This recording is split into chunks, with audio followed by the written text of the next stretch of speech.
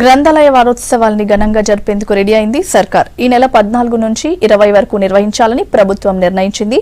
రాష్ట్రంలోని 31 జిల్లాల్లో ఉన్న 572 గ్రంథాలయాల్లో వారోత్సవాలు జరగనున్నాయి.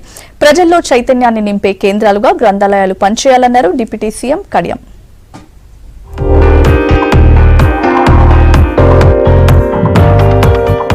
జాతీయ గ్రంథాలయ వారోత్సవాలను ఈ నెల 14 నుంచి 20 వరకు నిర్వహించాలని ప్రభుత్వం నిర్ణయించింది. జాతీయ గ్రంథాలయ వారోత్సవాలపై సచివాలయంలో సమీక్ష చేశారు డిప్యూటీ సీఎం కడియం శ్రీహరి. రాష్ట్రంలోని 31 జిల్లాల్లో ఉన్న 572 గ్రంథాలయాల్లో వారోత్సవాలు జరగనున్నాయి. ప్రస్తుతం 572 గ్రంథాలయాల్లో 68 లక్షల పుస్తకాలు అందుబాటులో ఉన్నాయని అధికారులు మంత్రికి తెలిపారు. గతేడాది 2,53,59,000 మంది పాఠకులు గ్రంథాలయాల్లో పుస్తకాలను చదివారని చెప్పారు.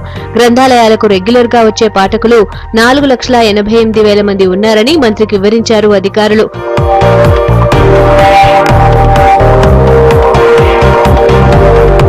6 రోజుల పాటు జరిగే గ్రంథాలయ వారోత్సవాల్లో నవంబర్ 14న ప్రారంభోత్సవం, బాలల దినోత్సవం నిర్వహించనున్నారు. 15వ తేదీ పుస్తక ప్రదర్శన, 16న ప్రధాన సబ్జెక్టులపై ముఖ్యుల ప్రసంగాల కార్యక్రమం, 17న కవులు, రచయితల సమావేశాలు ఉండనున్నాయి. 18న విద్యార్థులకు పోటీలు, 19వ తేదీన మహిళల దినోత్సవం, 20వ తేదీన అక్షరాస్యత దినోత్సవం, ముగింపు కార్యక్రమం ఉంటుందని గ్రంథాలయ అధికారులు తెలిపారు. గ్రంథాలయ వారోత్సవాలను ఘనంగా నిర్వహించాలని డిప్యూటీ సీఎం కడియం చెప్పారు.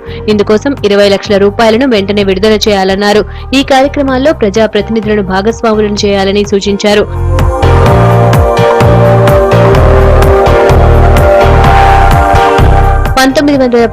సంవత్సరం నవంబర్ 14వ తేదీన మొదటిసారి చెన్నైలో జాతీయ గ్రంథాలయ సదస్సు నిర్వహించారు.